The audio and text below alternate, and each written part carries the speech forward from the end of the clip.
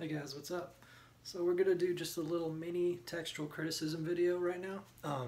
Sorry about the glare right here, but we're gonna read the verse right now. This is John 3:14 through 16, not just John 3:16. What does it say? As Moses lifted up the serpent in the wilderness, even so must the Son of Man be lifted up, that whosoever believeth in him should not perish but have eternal life.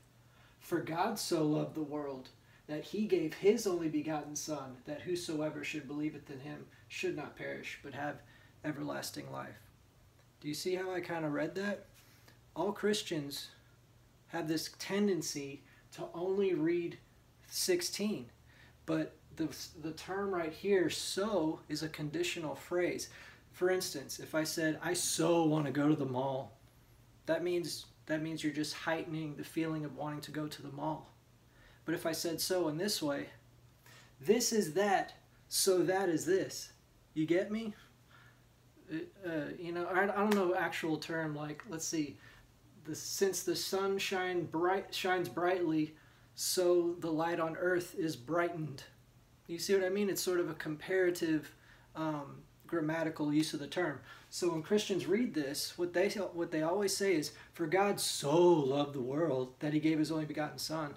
But that's completely grammatically wrong, and you don't even have to go to the Greek to know this stuff. This is high school English, middle school English class that people are just getting wrong. And it's really sad to see that people misinterpret the most famous verse ever. So what is the condition that it's comparing itself to? Well, obviously Moses. Okay? As Moses lifted up the serpent in the wilderness, even so must the Son of Man.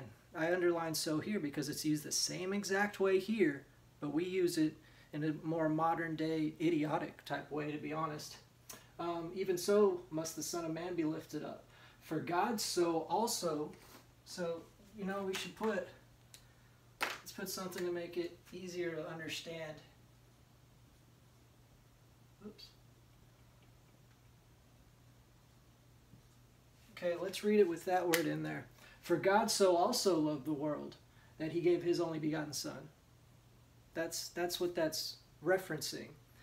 The way Moses did something, so God did something. Okay, so it doesn't mean God so loves the world, like, oh my God.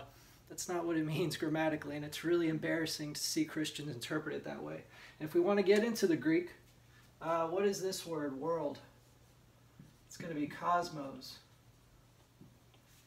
Now, if we think of planet Earth, that's going to be a totally different word. That's going to be gene, which is earth. Like literally, Mother Nature, animals, the surroundings, the physical dwelling of this planet. That's gene, okay, in the original Greek.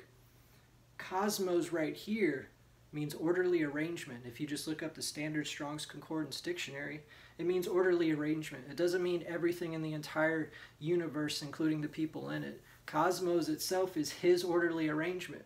And since he preordained certain people to be predestinated, just like Ephesians 1:11 and Ephesians 1:4, Romans 8:29 says, then that means he only loved his creation.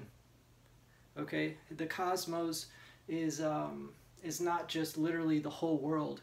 And if you really think that God's going to save ISIS a minute before the end time so the whole world is saved, then you got another thing coming. That's not what it means. God created the vessels of wrath fitted to destruction, okay?